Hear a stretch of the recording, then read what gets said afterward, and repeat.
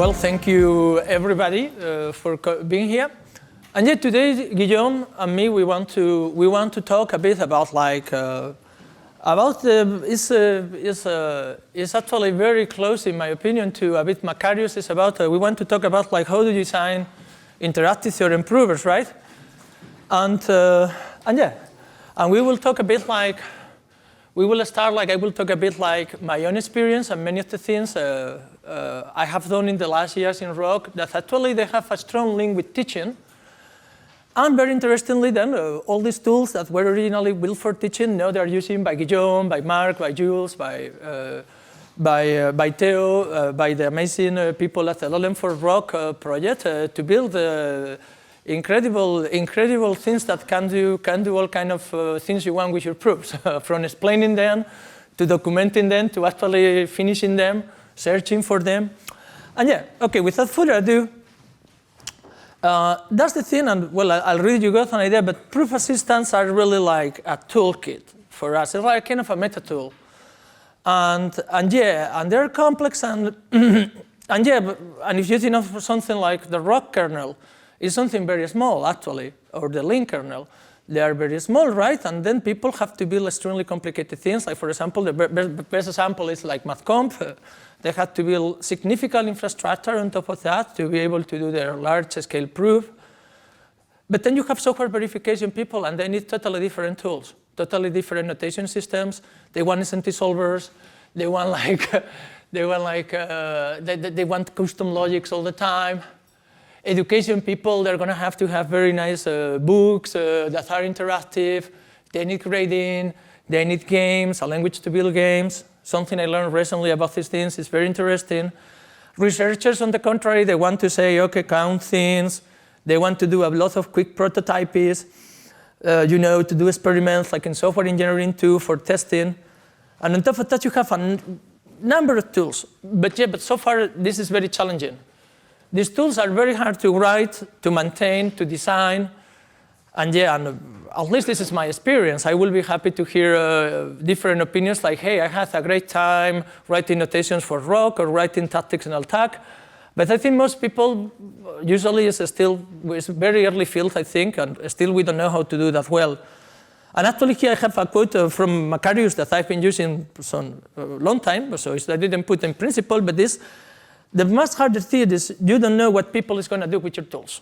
It's impossible to predict. And Macarius wrote to me, hope it's accurate, as exactly your quote. I think so. None of the features you see in Isabel were in the plan. That's what Macarius told me once. And and this also puts another problem, is if you have no users, you cannot evolve your tool. You will evolve your tool, but in random ways.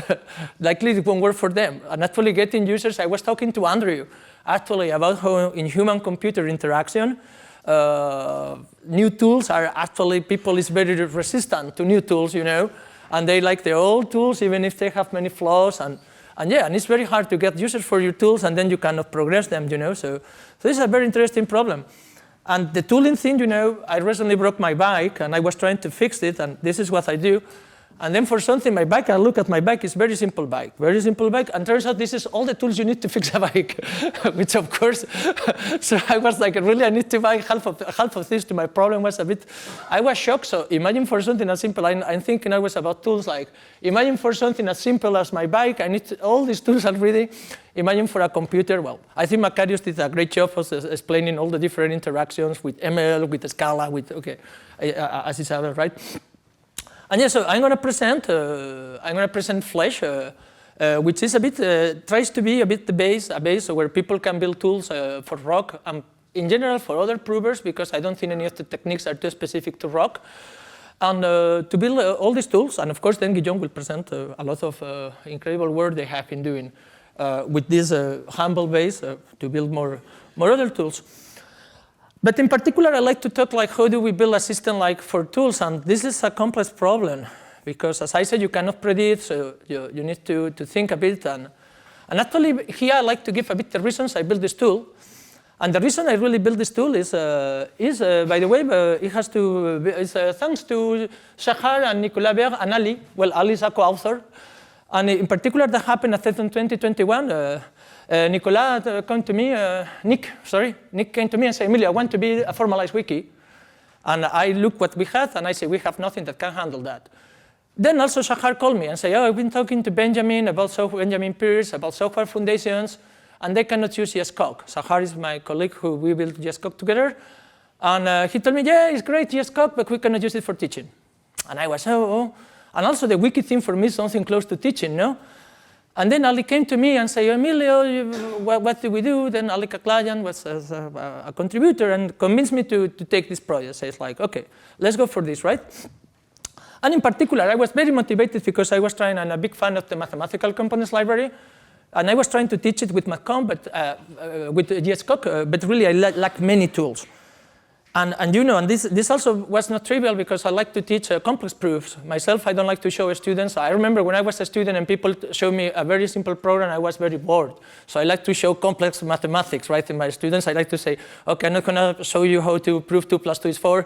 I'm gonna show you how to prove, I don't know, like Beck-Chevalier or something like that, right?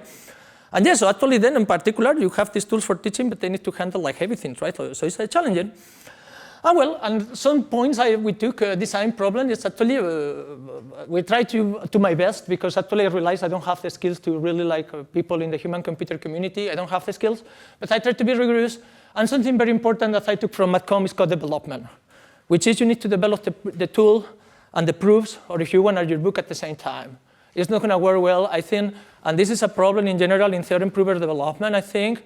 Maybe, well, I think Asia, for example, may know better than me because people working on mathematics, but I feel like there is a big split between people developing these tools and people doing the very big proofs. Except in the case of MatCom, that they were developing their own tactic language. Of course, this is a different topic, but I really wanted to do this, right? And empower research was very important for me, of course, for all these colleagues, right? And there is a bigger timeline. Actually, I started to work with the work of the parallel ITP project, which was by Enrico, I think Macarius too, by a few people. And then on top of parallel ITP, we built just Rocq, which I will present. Then we built API, thanks to Clement, I will present that. Then we built NDP, LSP, then we built usually all these little things, then Correat happened, then Flèche, and there is a long list, and the takeaway also of this is how many people you need to talk and how many domains you need to learn to try to do something like this. This is another takeaway. Like, I don't know, and this is just a very small set of people that helped me to do this, and without them, and I think if I will remove one name, just with removing one name, this wouldn't have happened, Flèche.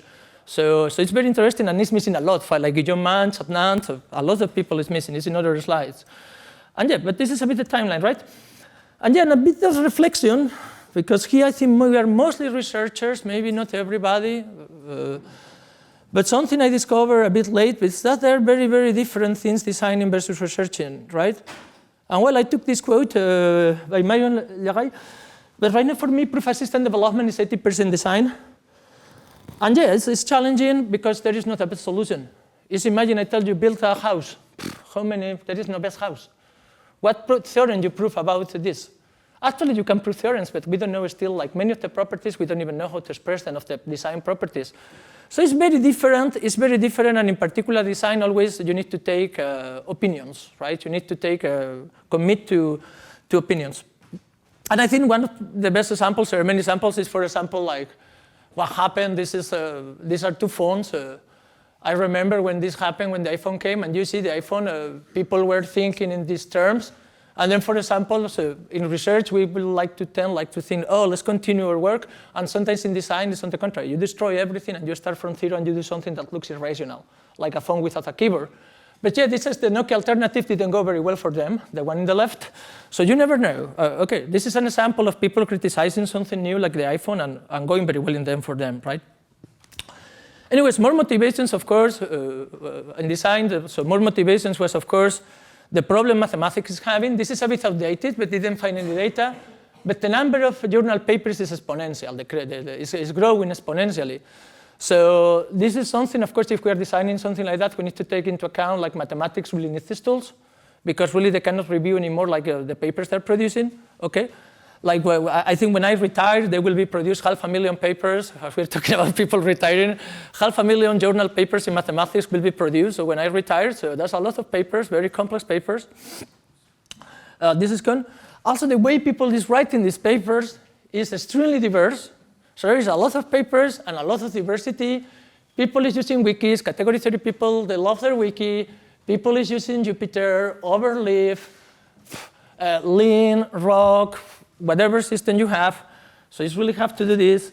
And as one of the very small part of all the tools that you can just find related to Rocq, it's like you can find like Electrions, you can find like a lot of tools, and we don't have anything integral. So yeah, it's a hard problem.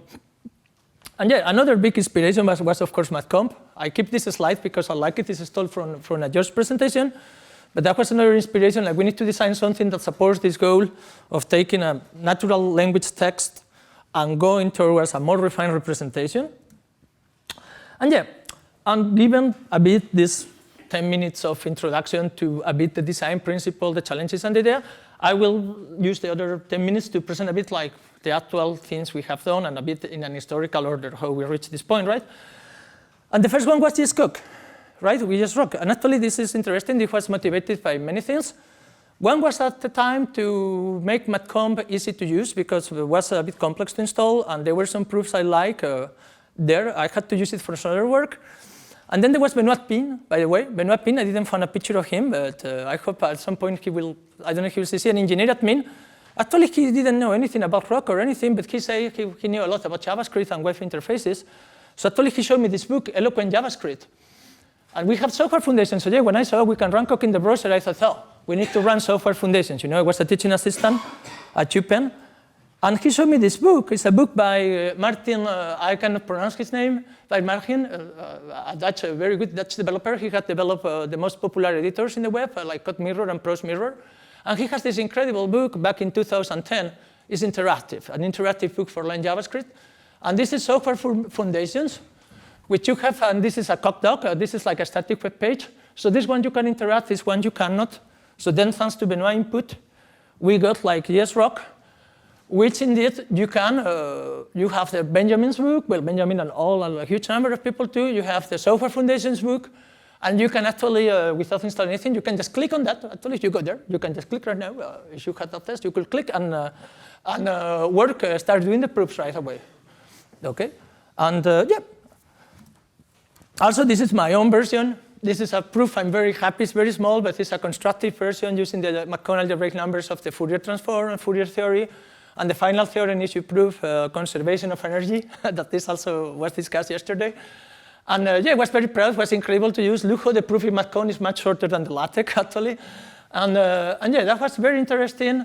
For example, and of course, for example, here there were some anecdotes about the inner product that was fun to do, but also we reached some limitations of the library, and we had to do a lot of cut and paste. And yeah, and basically we had three principles here. Is document at the center. And this is a principle adopted in 2015 when we started JSCOC, and we try to keep it until today. So we have a document that can be a mathematical document, can be a proof document, we don't care, it's at the center, and then Rocq is something, just something like a bit in the spirit of Foundry, something that augments the document, right?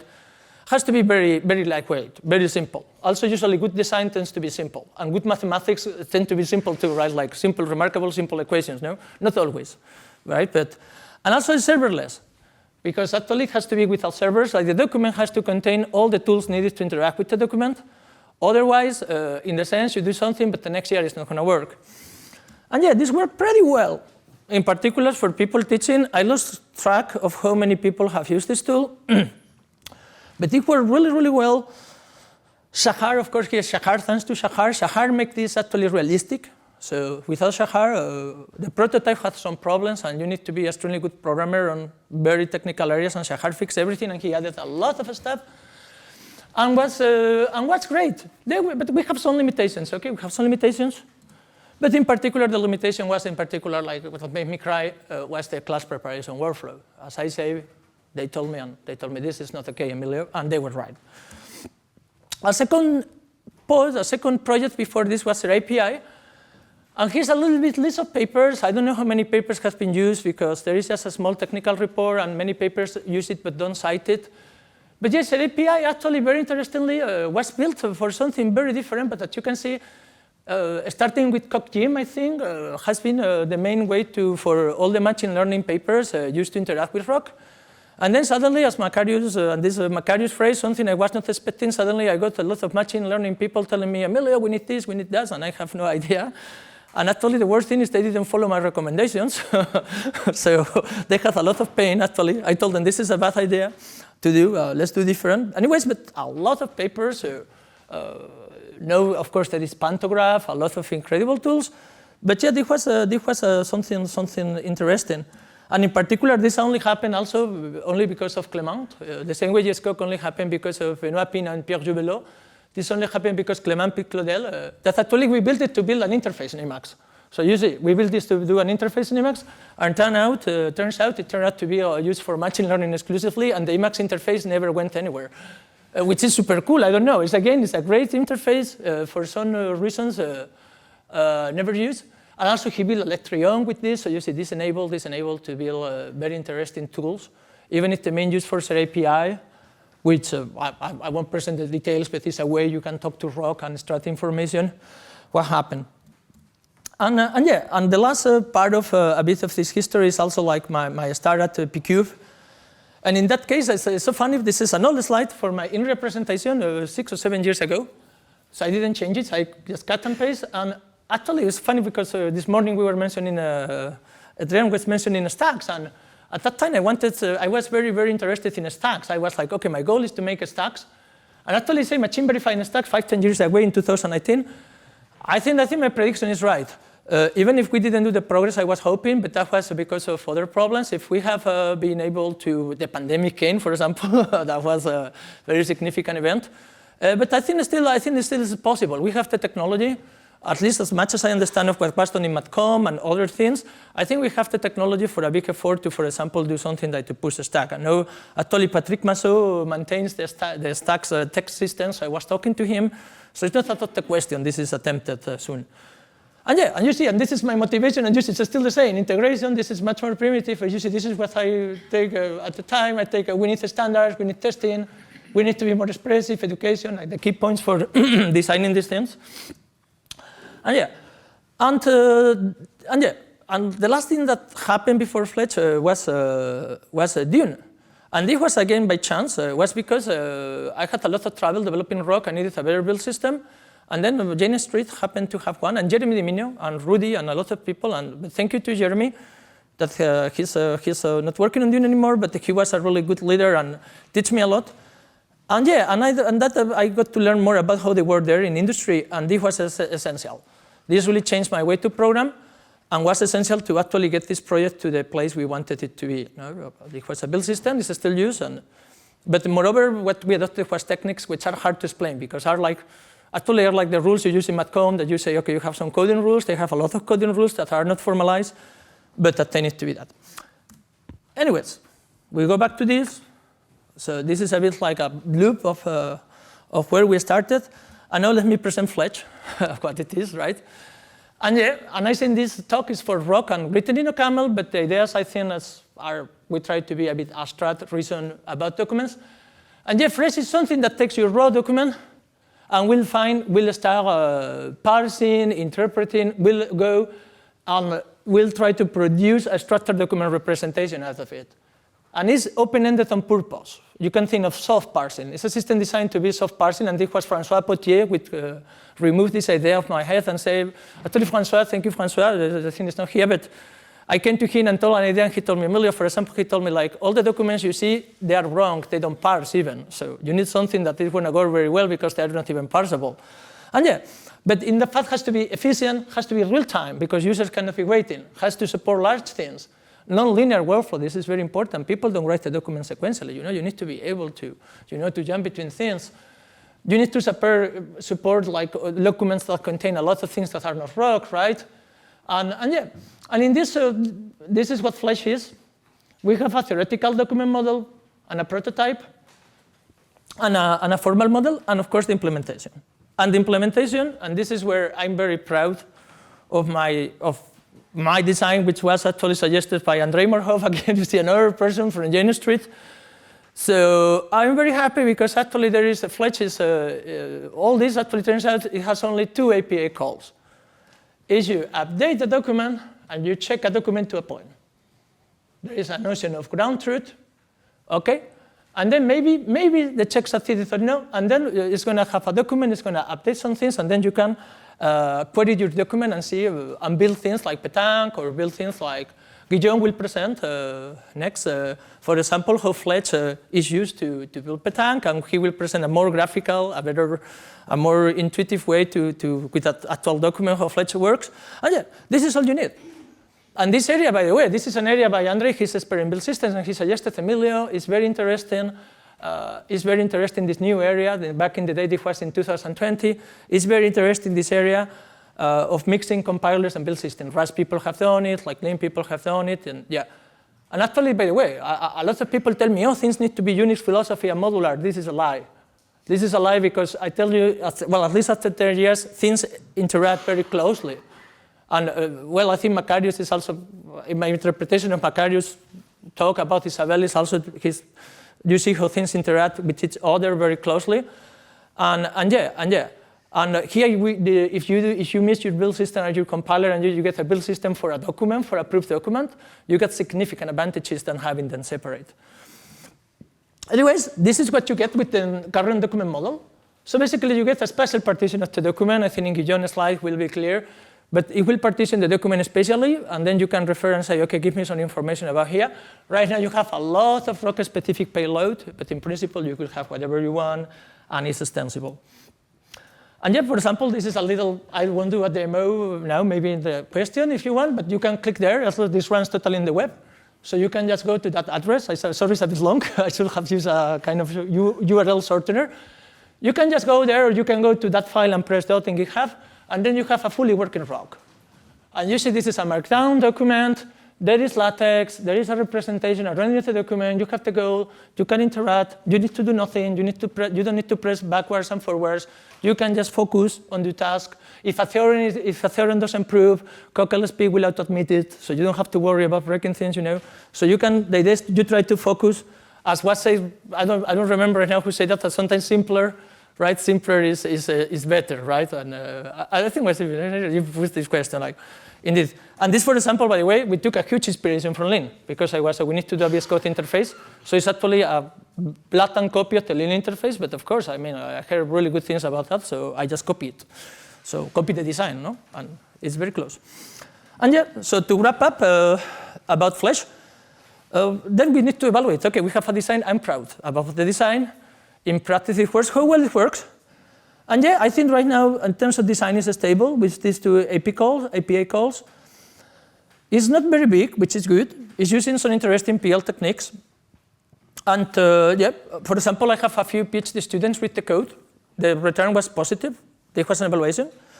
There is a lot of subjective factors. Taste. This was actually John Hughes, who told me, Emilio, taste is a big factor, and thank you for that.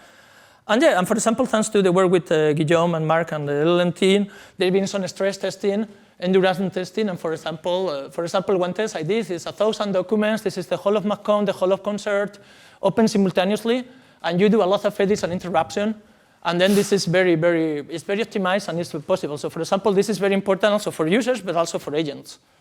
And for example, Leticia Teodorescu, a postdoc in LLM for Rocq project, she mentioned that actually, she told me this thing that really I like. She said, like, agents and people have the same needs in terms of tools, which seems to be a trend, right? But anyways, I'd like to say there is a lot of open questions in this area, and this is something I'm working on, how to evaluate these tools, and we just don't know how. Anyways, another evaluation is more quantitative, is how many tools they have been done on top of that. And yeah, this is a subset, there are more.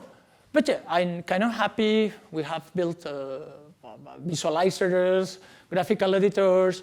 People have write like agents, of course, like Copilot also, some colleague. Of course, Guillaume is going to talk now about Petanque. We have built GSCOC2, which is almost ready for a release, which is much improved version, and that's it. And with that, I will pass the microphone to Guillaume. Okay, so first I just want to thank the organizer for the opportunity to talk in this amazing place. So thank you very much. And I'm going to present joint work with a bunch of people. So Cyril Cohen, Emilio, Marc Lelarge, Theo Stopskov, Nicolas Tabarot, Leticia Teodorescu, and Jules Vienno. Okay, so just to keep things entertaining. So we are trying to do formal development. So you start with a theorem and you want to formalize it in a proof assistant. Here we focus mostly on Rocq. And we've all done that once, twice, or multiple times. You just dump your problem inside whatever chat you want, like OpenAI ChatGPT or Claude. This is Claude, by the way.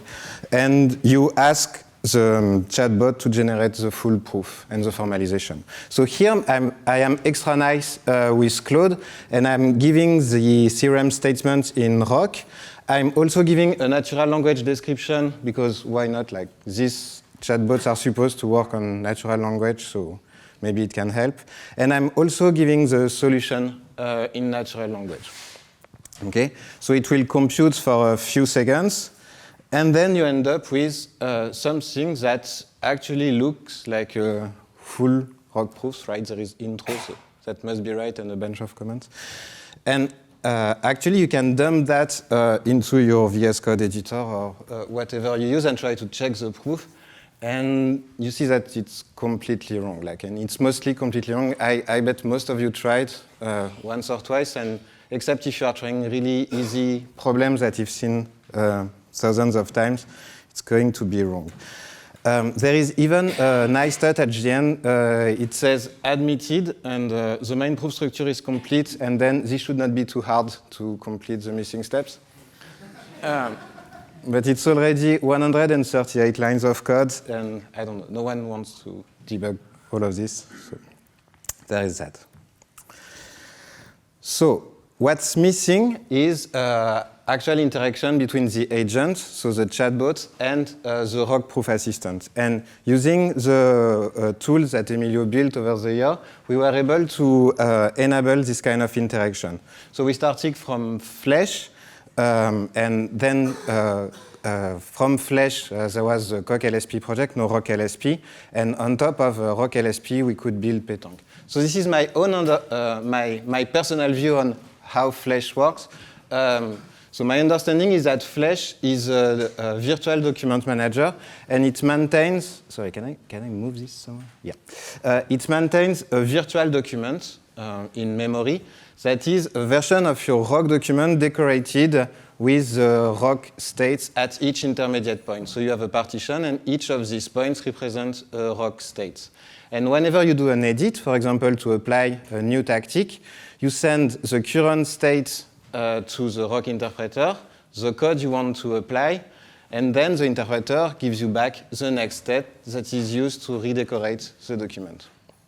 The important part is that all these states are memorized somewhere, and so this allows you to have a very efficient interpretation of edits and modifications.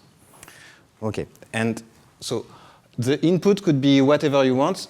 Recently, it's going through LSP via VS Code, for instance, and then the output is also LSP calls to update your VS Code interface, but it could be anything in practice. Okay, however, the use of the LSP protocol, so the LSP protocol was designed for building IDEs, and document edits are way too expensive to build AI agents, so we need a direct access to the proof states and the tactic engine and so on. And this is what Pétanque is. Basically, it gives you a direct access to this this virtual decorated document. Okay. And more recently, in the past few months, there was a protocol that is pushed by Anthropic that became fairly popular, which is the MCP protocol. I'm sure a lot of you already know about that. But it allows tool integration with state-of-the-art LLMs, and you can expose multiple tools, and the chatbots realize that it can use some tools and play with it. So we did that for Rocq using Pétanque, and that is called the Rocq MCP project. And we have a bunch of tools, so you can start a proof, run tactics, get the current goals, parse the AST. You can also search for theorem, and so on and so forth. Okay, and you can plug that to your favorite coding assistant. So here it's Claude Code, but it could be Gemini, ChatGPT, whatever. And then you can let Emilio play with it to see the limit of your prototype. And so he said, okay, let me try. Actually, he was a bit harder than what I'm showing you here. He starts with a description of a theorem in natural language and let the chatbot formalize it and then try to prove it. But we don't really care about the auto-formalization for this presentation here. So anyway, so he started with a theorem that basically states that if you have an abelian group, the summation of the element does not depend on the order. So, and to make things more spicy, he wanted to use matcomp for that, which is kind of trickier for an LLM because it's there is not much examples of that aside from matcomp. And here, the answer of the LLM, so you can see that it can start a proof, so it's in red. And then in blue, it can retrieve the current goal to make sure that he understands what it does. And then you can see that he's trying to search for multiple lemmas that can help it to complete the proof. So this is the green part. And at the end, he says, OK, perfect. I found the exact lemma we need. And then he will just launch the tactic mode and complete the proof in 3 or 4 applications of relevant tactics. And then he gives you a summary of the proof. And the funny part is that you never saw the actual proof. Like you can extract it from the logs, but you never saw the actual proof. The LLM is convinced that it's finished. Rocq is convinced that it's finished, but there is no trace of this proof. So at the end, you have to ask nicely, can you please update the document with the proof if you want it or not? OK, now about the elephant in the room. So you all know that there have been a lot of highlights recently about specialized models for formal math. So it started kind of last year when a group from DeepMind reached silver medal level at the International Math Olympiad.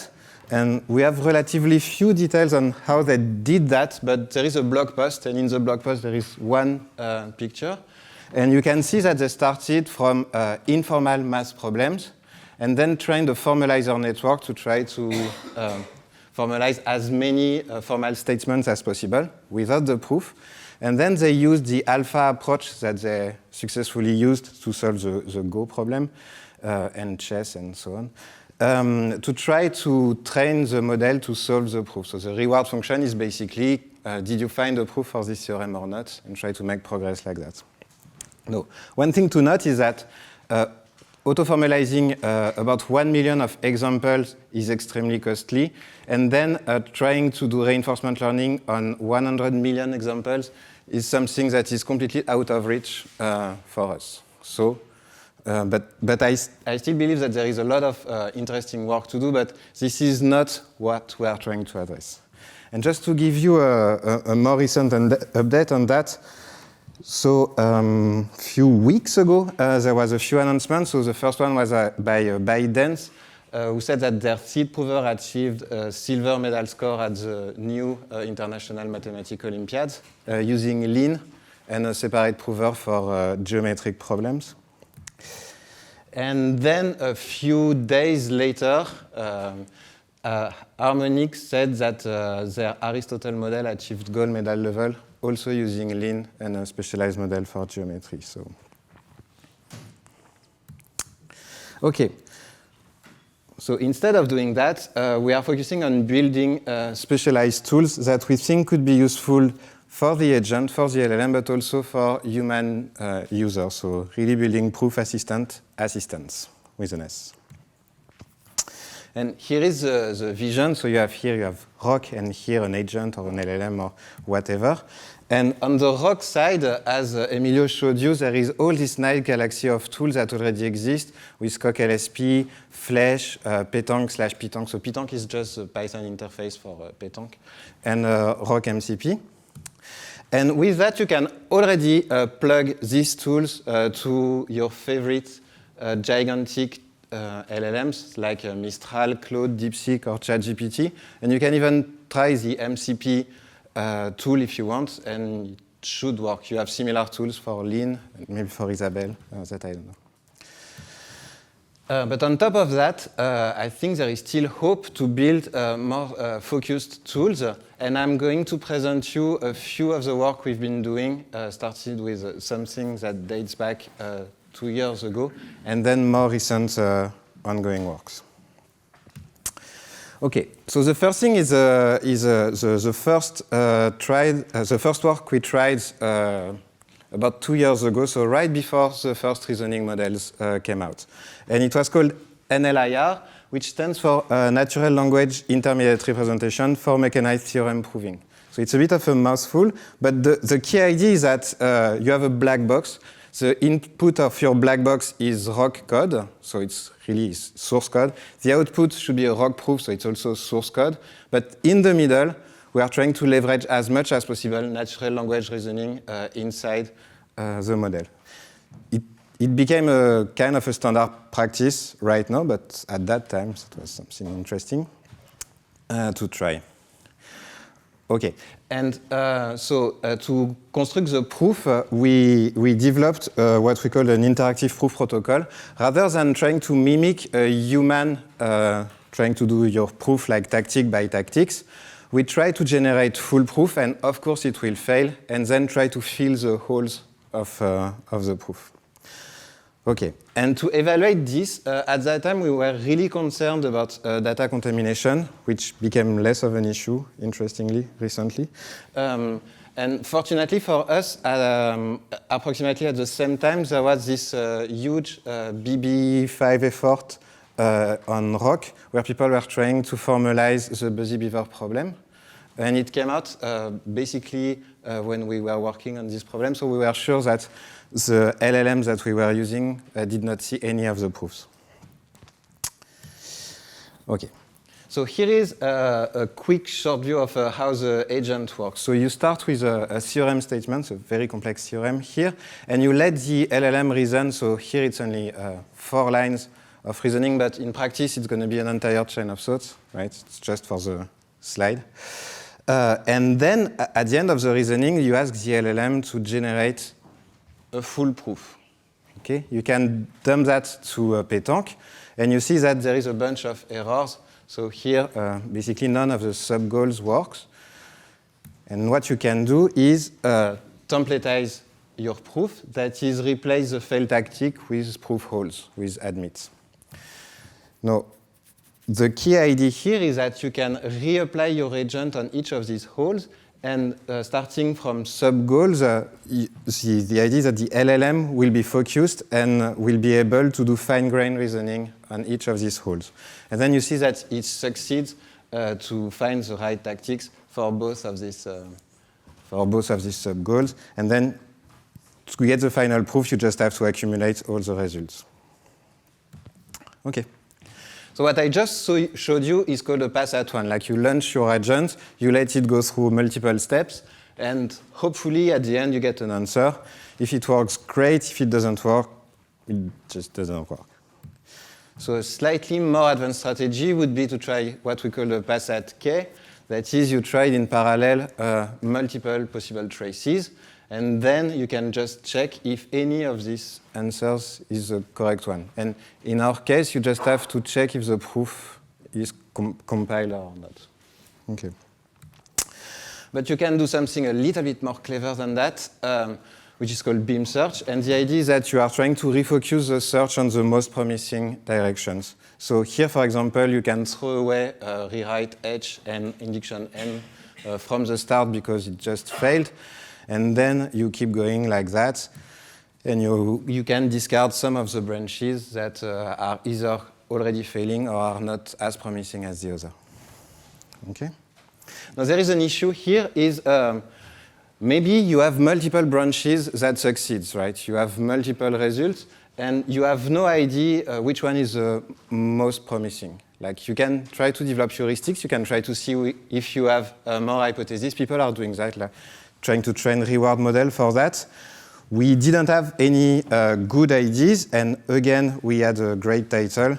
So what we did is just ask the LLM, like we dumped all the partial proofs, and we asked the LLM to rank them for us. Okay? So we just say, please provide a rationale, and then return a list of the most promising one to the least promising ones. And this is called in the literature LLM as a judge.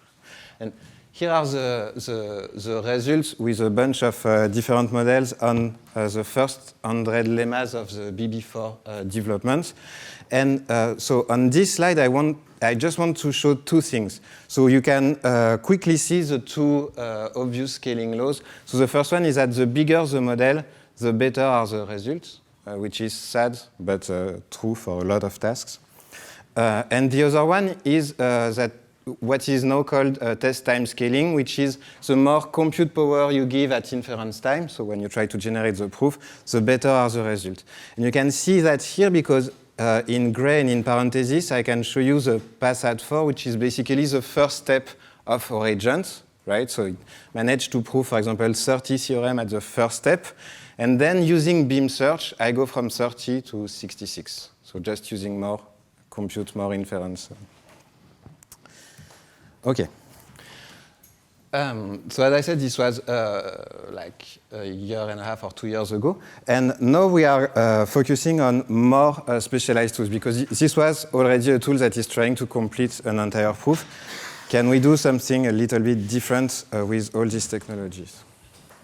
So the first project I want to mention is Rocq. So Rocq stands for Chain of Thought Retrieval Assisted Generation Recursive Rocq. So the idea, again, is to try to leverage natural language reasoning with chain of thought, but we integrate tool calling and interaction with the prover in all the interaction. And for this project, we focus on MatComp. So you all know MatComp, so I will not detail everything, except that the use of SS Reflect makes things a little bit more challenging because we don't have that many examples, and the existing models are not completely fluent in SS Reflect. Okay, and here is the training pipeline that we use. So we started from MatComp, and we used the first model to extract 1,000 theorems that were diverse and representative of MatComp for meaning of diverse and representative that I leave for the question. And then we used a gigantic model, a state-of-the-art model, to annotate this theorem, like role-playing the proof discovery. Like we already know the proof because it's in the library, and we asked the LLM to act as if he didn't know and he was discovering the proof and give us the entire reasoning. This gives us 1,000 chain of thought, and we use that to fine-tune relatively small models, like a 32 billion parameters model, to get Rocq and see if we can do something like that. No. It's ongoing work, and the results are not as excellent as we hoped for, but still, we were able to generate 3 proofs that were shorter than the existing one in MatComp.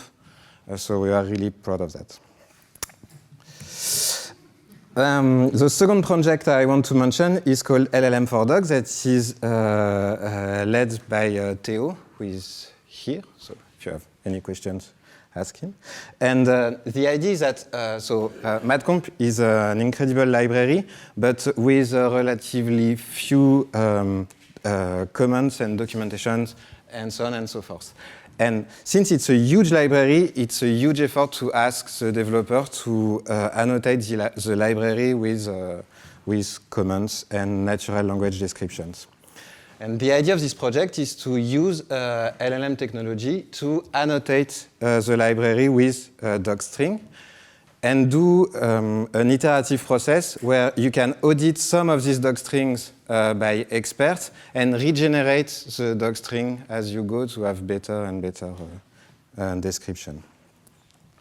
And okay, so here is, for instance, the UI that was done by Theo for the audit. So you can see the lemma, the docstring that was generated, and then you can annotate it, like maybe it's great, maybe it's not correct, and you have to give a little bit of feedback, and then we can use this feedback to retrain the next generation. Okay? And by the way, they are looking for expert MatComp user for the audit, so if you want to participate, reach out to Theo. And these docstrings are not only useful for human users that can browse the libraries, it is also very useful for agents because they can leverage natural language description to do search and more focused search tools. Okay. And for instance, here is a small demo. What you could do is have a search engine where you can query in natural language. So for example, you have no idea what you are looking for, but you want an injective function that preserves property of order relation. That's it. You can launch the tool, and here is a bunch of results. And here, these results are computed by computing the distance between the query and the natural language description of the lemma. And so you get like 4 lemmas, and maybe the one that you look for is right there. Okay. Okay. And the last project that I want to mention is Babel, also by Theo, Cyril, and Nicolas. And the idea is that we want to see if transformers, like large language models, are able to manipulate lambda terms, that are the proof terms that are generated by your favorite proof assistants, or Rocq and Lin in this particular case. And we want to see if we can teach a model to manipulate that to do some translation. Okay. The training pipeline is the following. We do reverse training, as we've seen in multiple talks right now. So you start from the proof term, and you are trying to reconstruct the tactics from there. There are 2 main applications. The first is proof size transfer. So you can take a proof in vanilla Rocq and convert that to SS Reflect, for instance. And the other one is cross-translation. So you can translate a proof written in Lin to Rocq, but in the high-level language of tactics. The pipeline is fairly similar to the one we used for Rocq, and actually it's the other way around. Like Theo developed this pipeline for Babel, and that we used for Rocq. You start from mycomp, you extract 1,000 lambda terms, you annotate them with an existing model, and fine-tune Qwen 32 billion to get your Babel model. Now here is an example of a style translation. So you start from the proof written in vanilla Rocq, like here you have a bunch of tactics, and here is the result translated into SS Reflect.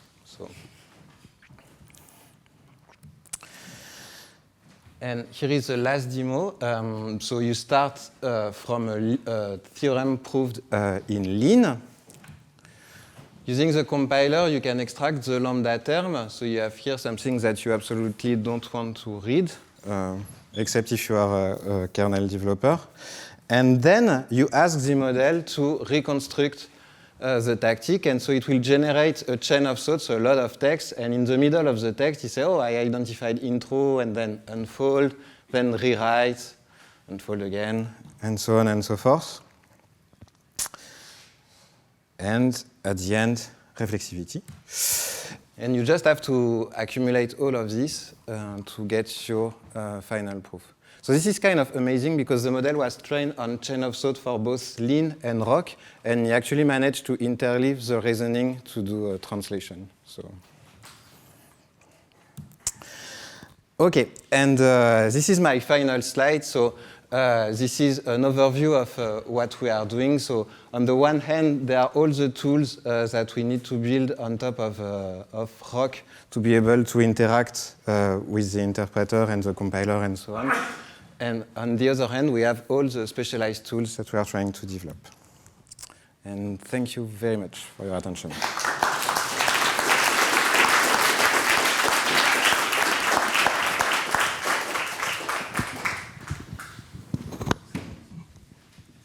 Questions?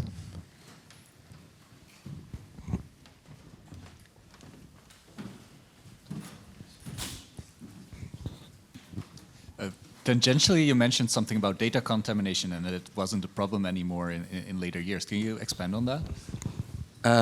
Yeah, so especially on formal math, there are these hugely popular benchmarks like Mini-F2F or Putnam and so on.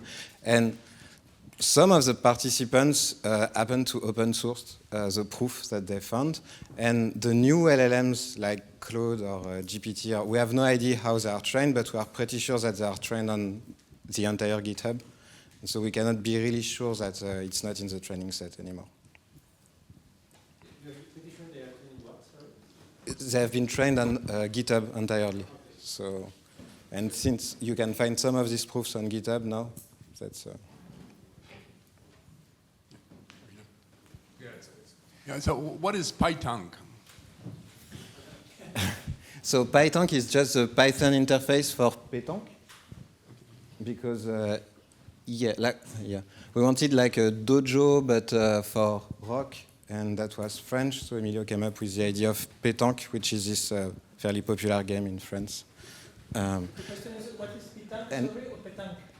No, and then pétanque is just a Python wrapper that you can use to communicate with it. I told you that behind pétanque is you are trying to approximate this for reinforcement learning. You know, it's a bit like you try to approximate, because I really don't go to cooking. But in Paris, but I see people don't go too much to the gym, but they take a zero. So we thought like French gym was not like pétanque.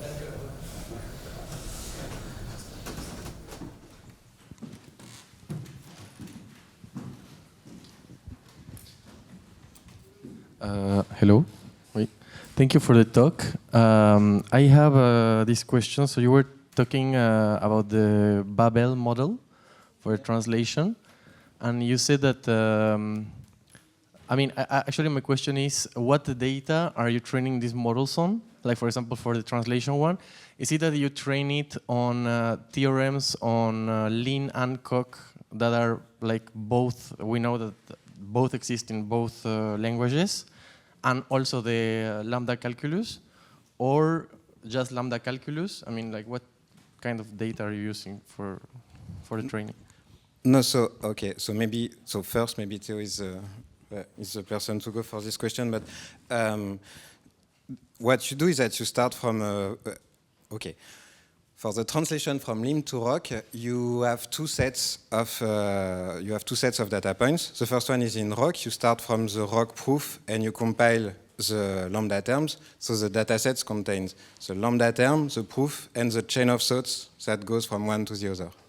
Like you are trying to generate a chain of thoughts that describe how you go from the lambda term, which is your label, basically, to the tactics that are the high-level thing.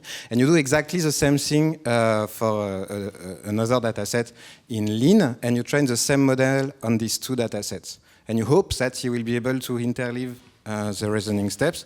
And actually what's amazing in this demo is that you end up with a lambda term in Lean, and you ask to reconstruct Rocq tactic, and he's able to do that. Any other question?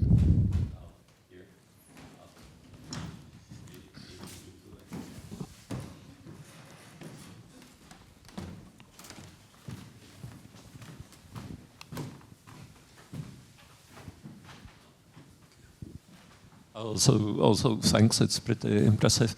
I have one comment or maybe question to you. I think you were showing a table and commenting on it that the hard fact of life is that the bigger models perform better. No, like, okay, yeah, okay. I kind of have a different experience, but may kind of point to how the evaluation is done. Like when we, for example, train various machine learning guidance for the very fast automated theorem provers, there really are trade-offs. Like I think we are in a much better situation in the sense that we fully train it ourselves, and we have very good control on which we train it and on which we evaluate it. So we can do like good old-fashioned machine learning in the sense that we know, we control the contamination, etc. But like the experience over and over in these like very fast automated theorem provers like Vampire, eProver, etc., or even LeanCop, like this very small one, is that at some point, if we train bigger models, it simply doesn't pay off. Like that, like Martin Suda now trained like an amazingly successful, I may say something about it tomorrow, guiding model for Vampire, which is extremely fast, and the speed of it is a major success factor. If you really count he runs fully on CPU. So if you really he very rigorously counts, for example, the CPU instructions. So I'm kind of maybe this is both a comment and a question. Like when you say that the bigger models, that it seems to be like the bigger model you have, the more you get out of it. How exactly are the resources counted when you do this? Yeah, so there is a lot of premises in that sentence that do not appear here. But the first one is that we are focusing on a natural language task, like we are asking a model to reason in natural language before synthesizing a proof. And for that, we used off-the-shelf LLMs. Like we do not train anything. And what you can see here is just the scaling law on natural language tasks. So this is not like we didn't try to optimize anything. We just build the agent and try to see how to improve the performances. So it's not, yeah. But I do agree that, and this is actually like when we pivot to the new ongoing work, like we are trying to see if we can reproduce or do something better on more specialized tasks and training and controlling the training and the models that we use. You're right.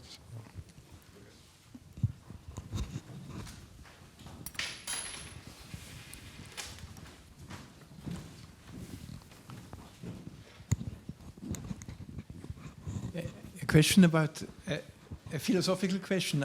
What is the reason you think that if you use natural language models, then it can help you improve assistance? What is the contribution of natural language models in proof assistance? Actually, this is the other way around. It's just it started from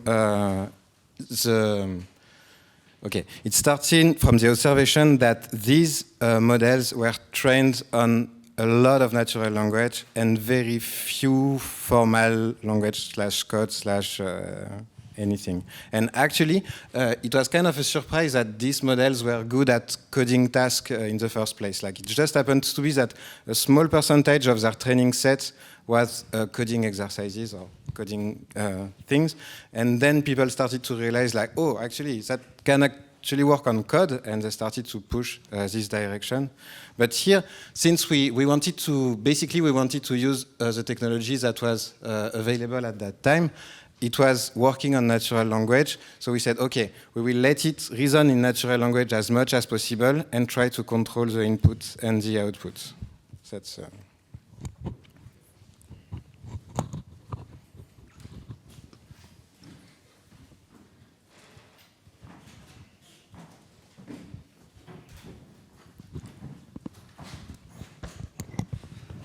Okay, let's thank the speakers again.